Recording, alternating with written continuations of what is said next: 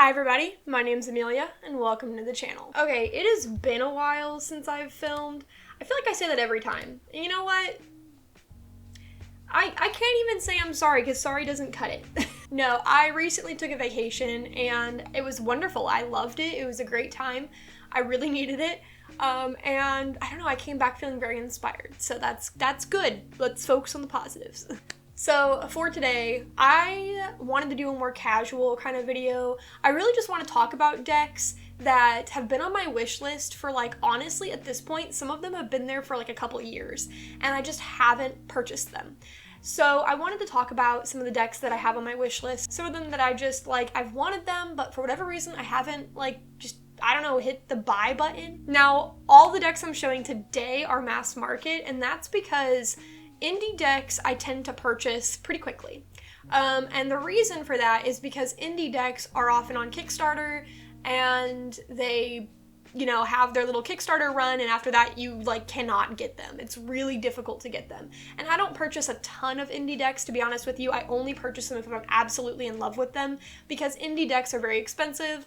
And again, it is you have to get it while it's available. So today I'm just focusing on mass market decks that have been published by big publishing companies and that are easily accessible and available, and that's why I just haven't purchased them probably. So another thing I really want your guys' help with, so before we dive into this, I need you guys to know I need help deciding on some of these decks. I think I am going to do a big tarot haul at some point soon, hoping.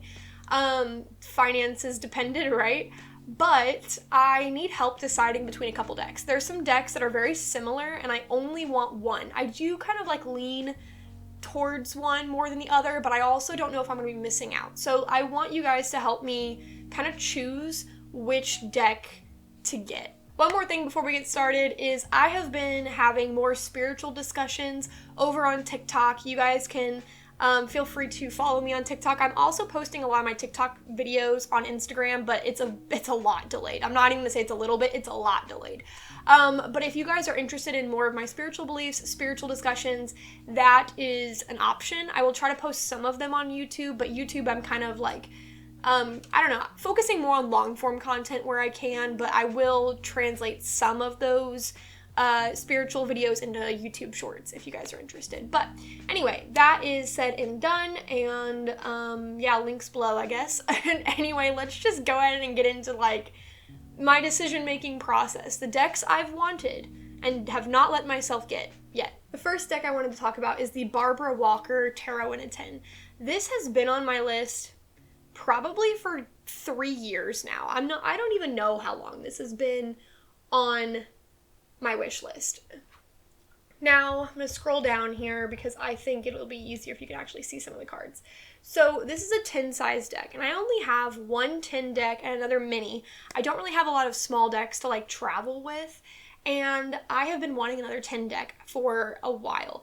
Now, I have considered the Wild Unknown Tarot, in a tin. I've considered that one just because it's affordable, and I actually really like Kim Kranz's art style. I know that deck is overdone, but I've considered it. I just haven't fallen in love with it. But the Barbara Walker I have wanted for some time. I've even asked my local metaphysical shop if they have this one in stock or if they could get it in stock. It just hasn't happened yet. Really, I should just buy it from Amazon. It's it's on sale at the moment for $17. It's really not that bad.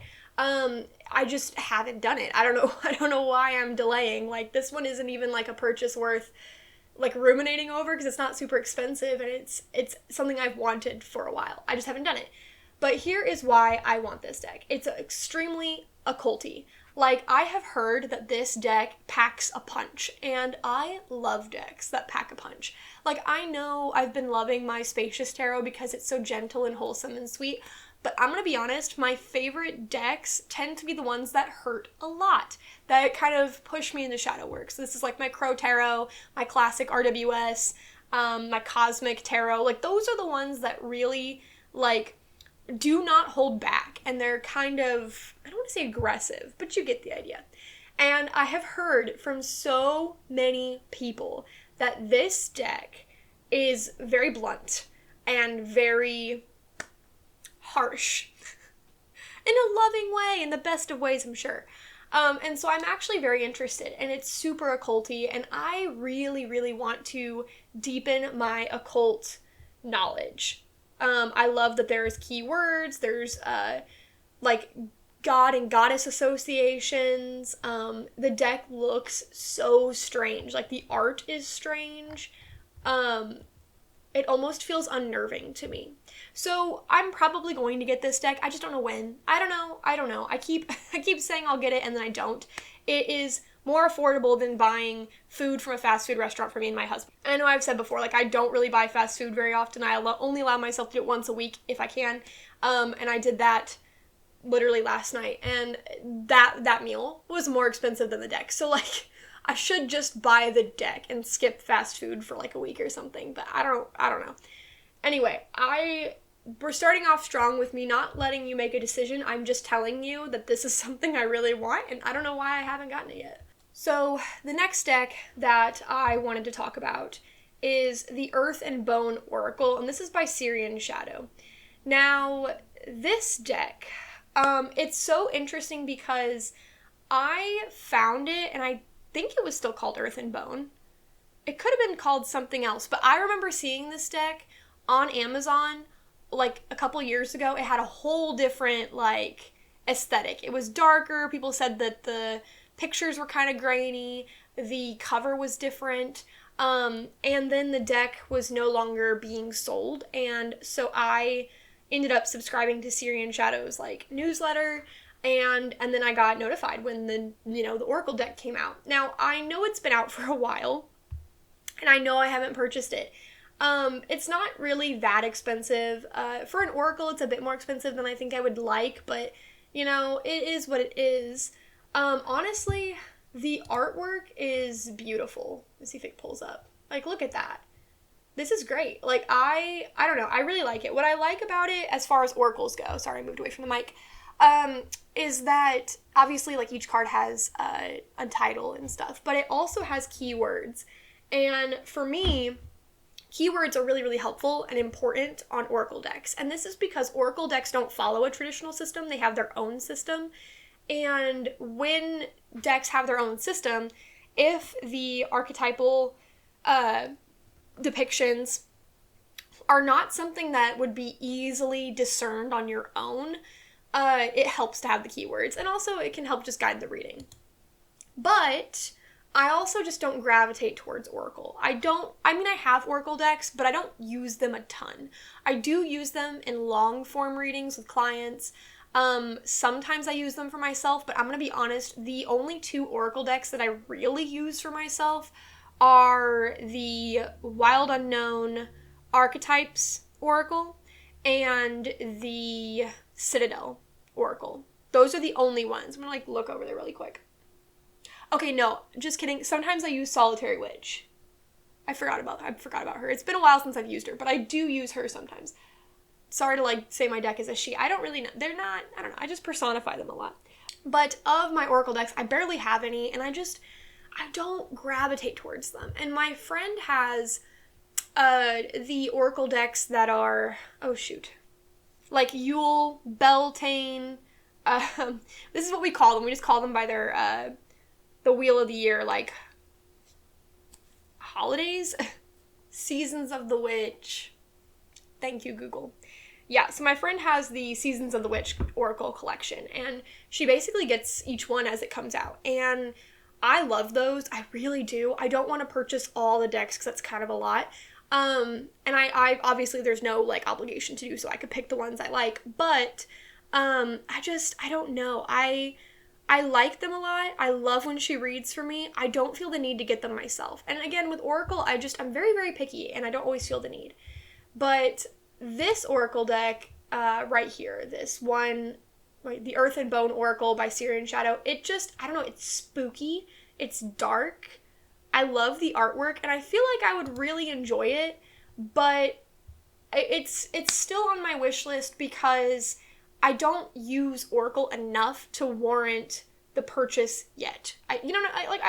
Maybe if I started using Oracle more, maybe I would be like, yeah, like, let's drop $32, well, 33, if we round up, $33 on an Oracle deck, but man, I don't know. It's one of those things where I just struggle to like say that I can purchase an Oracle deck because I don't know if I'm going to use it. And I really do like it, but will it be used? That's the big thing, because I only ever gravitate towards 2 Oracle, and honestly, they do the job for me. And I could use this one for clients. Like, again, a lot of them can be used for clients. I do grab a lot of different ones for clients, like, often. But I also just want it for me. And while this feeds that darker, like, artistic need, I guess, this is my Scorpio sun speaking. And I absolutely love how spooky, I love the bones, I love the florals in it. It's just really pretty.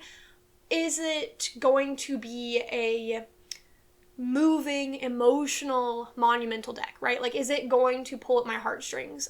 Or is it, a simple Oracle, no offense to the creators with Oracle decks, but is it going to be kind of like the others, where they all, like, yeah, they have some nice inspirational write-ups, maybe it can be helpful, but again, I don't personally gravitate towards Oracle, so I apologize to all the Oracle authors out there, because I am so, like, picky about it, that, like, you all seem to make the same thing, and that's not true. That's not true at all, and I know it's not. It's just because I don't use Oracle that, like, I view it that way.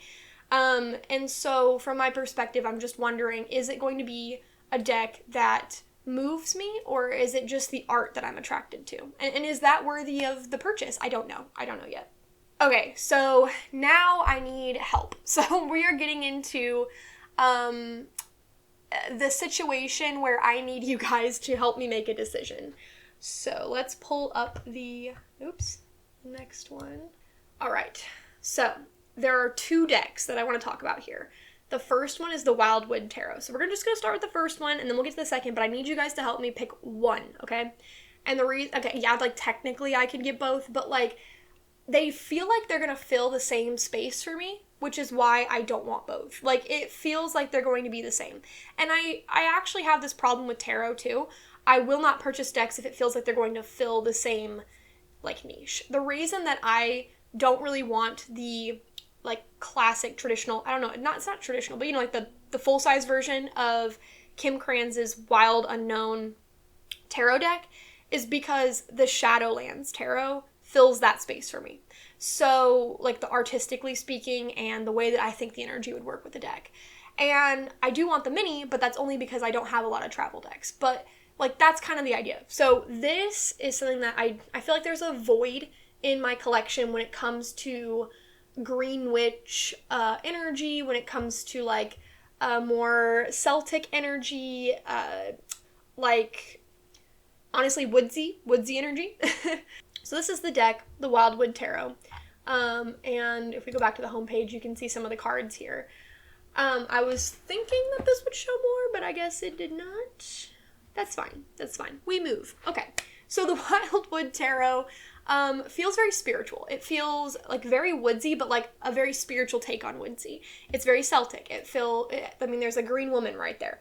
And I am so interested in how this would be, as far as a reader in my collection, because I don't really have decks that are, I don't want to say that aren't woodsy. And now I'm, like, looking at my decks. The Mystical Fairy Tarot is the only one, but that's fairy energy, and I don't know if I would count that as the same as this. We have the Green Man, we have the Green Woman for, like, I guess the Empress and the Emperor, which is actually really cool. Like, I'm just seeing that on this page here. Card 11, the Woodward. What is a Woodward? It's card 11, so it's, like, Justice, right? Anyway, see, this deck intrigues me. It intrigues me a lot. And it feels spiritual. It feels, again, woodsy. It's the Wildwood Tarot. I don't know. I have no other words for it, but I'm very interested in this. However, there is another deck that kind of exudes the same energy to me that I'm also interested in. And that deck is the Tarot of the Witch's Garden. So I will pull that up. Okay, so the Tarot of the Witch's Garden. This deck also feels very woodsy, very spiritual, very Celtic. I don't know. And what I like about it is that it's Sasha Graham, right? And I have the Dark Wood Tarot, which is also Sasha Graham. And what I like about Sasha Graham is that her decks, which okay, to be fair, I only have one of her decks, which is the Dark Wood, but that deck is very feminine, very dark feminine, but it's very feminine, and I really like that energy because I know that feminine energy is kind of overdone in tarot spaces to compensate for all the times that it wasn't expressed as much. And so I have to say I do like it in some ways, and obviously in some ways I'm so in love with my Tarot of Divine Masculine because I feel like now we have a masculine shortage. It's like we can never balance the energy. But no, I'm interested in this deck because of like all the feminine like aspects. Like, look at this old lady. She's so cute. And honestly, it feels mystical. It feels woodsy and spiritual. But more feminine than the Wildwood did. I don't know if this one feels as Celtic, actually, now that I'm looking at, like, these pictures. I don't think it feels the same as the Wildwood by any means. And I think they could occupy two different places in my collection the more I look at them. So, like, one could be more feminine, which would be this one. It could be more feminine. It can be more mystical when it comes to, like, the woods and stuff. While the other one is more, I don't want to say religious, but, you know, again, following Celtic themes. And being more nature, like, I don't know, spirit, has, like, a more natural, have more nature, it has more nature, like, elements and feels more spiritual in that way. Not the same as this one. I don't know, it's a different vibe. But at the same time, they're both forest decks, and I don't want to purchase both. Like, again, we're trying to pare down, like, maybe to allow me to pick, like, 4 or 5 decks, okay? I don't want to spend all my money on decks. So we're trying to pare this down. So I do need help. I don't know if you guys have the Witch's Garden. I don't know if you have the Wildwood. If you have both, which one do you like better? Which one do you feel I would like better, based on your opinion? And if you have one or the other, obviously, like, let me know how you work with them. Like, what are your thoughts? Again, this one feels very feminine, and that's totally fine. I like feminine energy. It almost feels mystical in the way that my Mystical Fairy Tarot does, and so I'm kind of worried that this one and the Mystical Fairy will kind of, like, be the same in a way. I know they won't be exactly the same, but, like, kind of occupy the same space. I'll grab them for the same reasons. So that's my only concern and why I'm leaning towards Wildwood, but I genuinely need help making a decision because I do want to purchase one. I just don't know which one. Okay, so the next deck that I want to talk about, and honestly, this is another set where I need help deciding which one to pick. This is the Vice Versa Tarot. Now, it says one. Is there a second one? I'm going to be honest, I am rushing a little bit today because I need to clean my house, which is like an ongoing, it's adulthood, right? Every day I have to clean my house.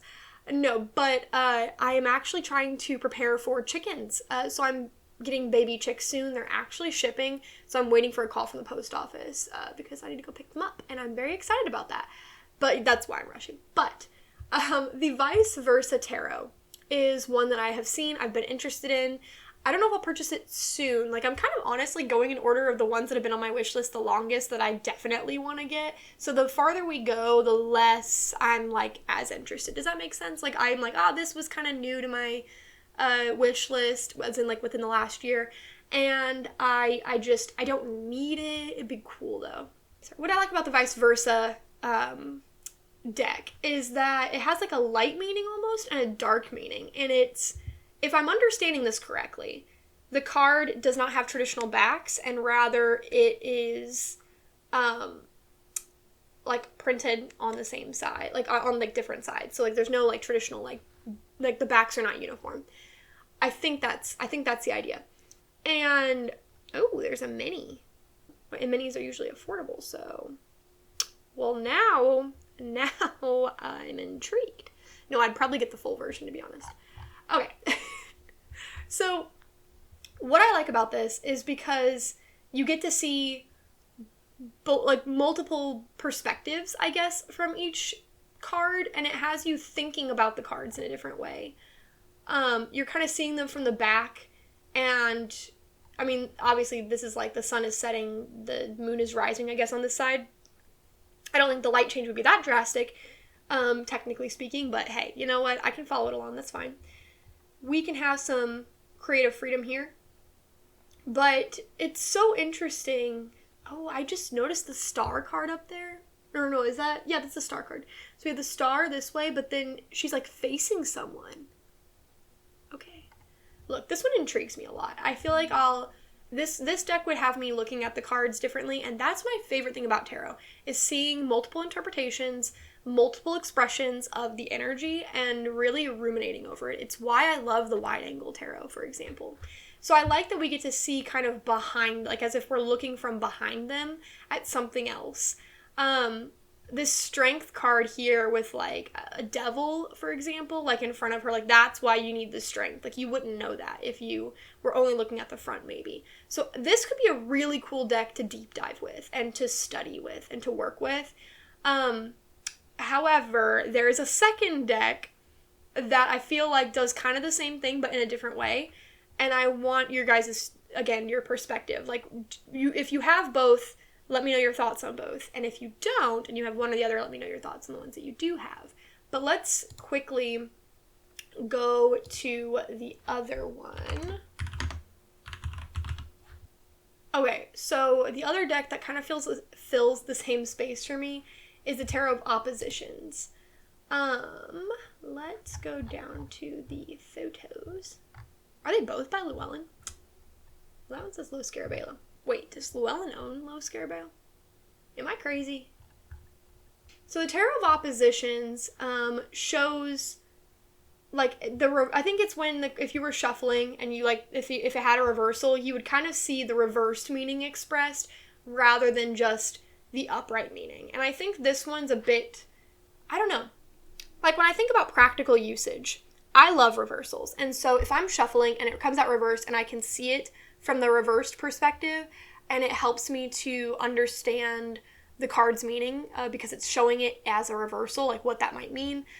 This one might be easier to read with on the table, where the other one, I'm probably not going to flip the sides. It would become more of a study deck, or I would just choose one side over the other depending on the work I'm doing. So if I wanted a lighter reading, maybe I would do one side of the vice versa tarot and then I would flip it. I don't know if I wanted to do like a more spiritual reading. Where Tarot of Oppositions, it has like the traditional backs, and the only difference is that the cards, when they're upright or reversed, you view them differently. So I think that's interesting that it shows opposites in different ways. Both of them do in different ways. But I think this one would be more practical to read with, and the other one would be more of a study, kind of like this is a new way of looking at the tarot kind of ordeal. I'm going to be honest, before I pulled this one up, I was like kind of interested in vice versa, but now I'm kind of interested in Tarot of Oppositions. Like I don't know which one to pick. Like I really genuinely do not know, because I do wonder if they'll fill the same space in my collection if I got both. At the same time, how cool would it be to put both side by side and look at them? But at the same time, like, I'm trying to think practically, like reading for clients, reading for myself, what's going to make the most sense. And so far, this one kind of feels like it'll make the most sense, simply because when it falls as a reversal, as I read them, I'll be able to look at that reversed meaning. But with the other deck, I'm probably not going to flip and flop the cards. I could do that. But I also wonder how shuffling would be, because you'd always see, like, you know, the backs of them, and that would be, like, the front. I don't know. Does that make any sense? I don't know. But also, practically speaking, if I'm shuffling the vice versa deck and a card flies out and I only take jumpers or something and it lands face down, well, that's maybe that back that is facing up is the actual one I don't have to flip it over, you know? Like, I don't know if you guys, when you are shuffling your decks and a card flies out, like, it'll be the back of the card and you have to flip it over to see what it is, or sometimes it just lands face up, you know, and you're like, that's the card that we're reading. But the vice versa, you would just never flip it, because whatever falls out, however it falls, that's the thing. And maybe that'd be the way to read it, instead of pulling, or instead of like, spreading them and fanning them out. I don't think you'd be able to fan them out and actually like do the reading, because you'd know what card you're pulling.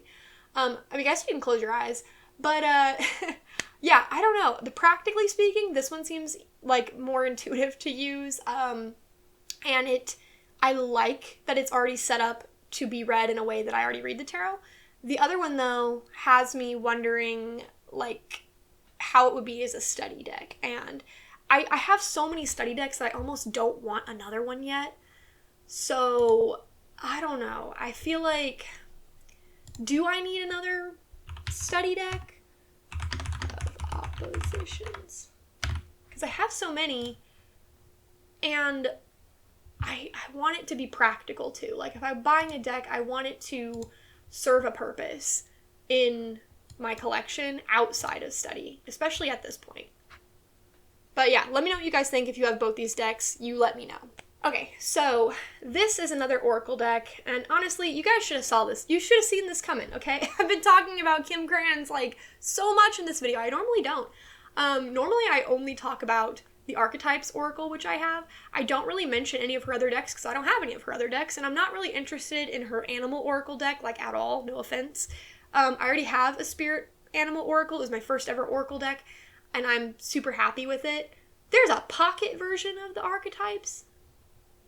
Sorry, I just saw that. Also, if you hear my cat, she's just very chatty. She is also very clingy, but she'll be fine. She'll be fine. She can snuggle with me for the rest of the day, I promise. But yeah, so I'm considering getting the Wild Unknown tarot deck as like a mini, but that's farther down the line. I didn't even put it in this video, even though I probably should have, considering the amount of times I've mentioned it. But no, the Alchemy deck. So the Alchemy deck is super interesting to me. I don't know much about alchemy, which is why I think this would be super cool to study, because I don't know what copper means in alchemy, or the sun in alchemy anyway, smoke. What is oil of vitriol? I don't know. And that sounds exciting to learn. I know what a lot of the astrological stuff means, but I don't know how it is in alchemy.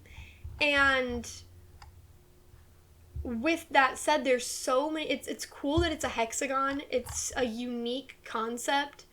And I love the Archetypes deck. I love the way it was written. I love the depictions. And I think I would love the depictions in this one too. And I'm not a collage person, but this looks and feels a lot like the Archetypes Oracle, which is probably my favorite Oracle deck that I have. And that's a hard thing. There's not a lot of competition, who are we kidding? But I'm picky, okay? I'm picky, and that's why it's impressive to me. It is also on sale. I am now noticing the price, and that's a good price, because it's normally $40. So, But I have been thinking about getting it. I just don't know if I'm ready to study alchemy, because I could use it still. I could still, have the guidebook, and I'm sure it'll be about as potent, if not more potent, than the Archetypes Oracle, which I'm in love with, especially for shadow work. But I'm not ready to study another deck. Like I said, I have so many study decks right now, I'm not ready to add another one. And later on in the year, I'm planning to study the Thoth Tarot. So I don't want to put this on my plate as well. And I know it's going to be here for a bit, so I'm not, too worried about it. Granted, when will it go on sale again? I don't know. But yeah, I just want to know what your guys' perspective is on this. Do you guys have this deck? Do you like it? Do you have this and the Archetypes one? And are they different, or do you feel like they're the same? Because my concern really is that it's going to be kind of the same kind of almost repetitive as my Archetypes one, and I already love my Archetypes one, and I don't really want them to be competing for the same spot. I feel like that will make my Archetypes one not feel as involved and personal as it does now. Because like I said, I'm in love with that deck, and I don't want this to be kind of doing the same thing as the other one. I do want this to be strong. I do want it to be poignant, but will it compete with the Archetypes? Are they too similar? I don't know. What do you guys think? And let me know if this is a deck worth getting. Okay, So we're back to voting again. I have two decks that, to me, they sort of fit in the same spot.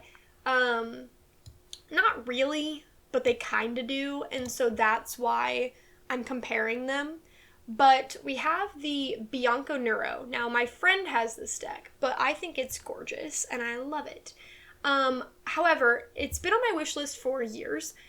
I don't know if I will ever purchase this one. And I know that I put it in this video, but I really don't know if I'll get it because my friend already has it. And it doesn't totally capture me. It does, and it doesn't. I feel like it's too similar to my Hermetic Tarot as far as like the black and white, some of the occultism. I think this one's a bit more minimal for sure. This one's definitely very pretty. Very, very pretty. But is it worth getting? I don't know. I'm not going to spend long on this one because, again, I go back and forth. I like it because it's gorgeous, and I know for her it's a very, like, hard-hitting deck. But I already have another black and white deck that is way more occulty, and right now I'm interested in the occult and studying the occult. And I already have decks that feel pretty in the same way, so I don't know if I want it. Okay, so alternatively, we have this DeBry Tarot, and it's called the Black Tarot on DeBry.com, but from Amazon, I think it just says DeBry. Either way, it's this black and white deck. I didn't know that was going to do that. Yeah, it's black and white, but more so like a black background with white lines versus the one I just showed you. And this one almost feels haunting. It feels dark. It feels like it's filled with depth. I love this. Ooh. Yeah, that's death. Okay. And I also like this one. What's this one? Seven of Wands? Whoa. Okay. What's this one? You just see me like going through. So the Eight of... Oh, I can't tell. Either way, I think this one's beautiful. It's beautiful and it's haunting. Incredibly haunting. Nine of Spheres. Interesting. So, it says it's good for shadow work, and it helps you dig deep within your soul. It's cool. I don't know how I feel about it. It's been on my wish list for a while, and it does seem different than the Bianco Neuro, but the reason I put them together is because, again, both are pretty, but do I need them? Just like with this one, with the DeBry deck. I have a black and gold tarot deck that, you know, that dark color feels very, I don't know, like it deep diving to me. And I've shown that deck before on here, and I know they're different, but I feel like I would use them or pick them to, like, you know, to draw with for the same reasons. I also have my Dark Wood Tarot, which helps me with dark, more haunting readings. And I have my Crow Tarot, which I use for shadow work. So, will this be used? Does it need to be in the collection? That's my question. Obviously, I know that you guys can't really answer that. Only I can. But if I had to pick one, I don't know which I would pick. Maybe this one. Like, I'm leaning towards this one instead of the Bianco Neuro. But the Bianco Neuro is also very pretty, and I do really like my friend's deck when she reads with it. So, I'm undecided on this one. But looking at this art, this is interesting. Like, it captures me, and yet it doesn't. I don't know. I feel like I would have to sit with it for a while. So I'm uncertain. You guys, again, give me your opinions. Tell me which to choose. So this next deck, I have seen it on a few channels on, like, TarotTube. So I've seen it with, I want to say Lisa Pepez has this deck. I believe she does. And maybe Dawn Michelle. I don't really know.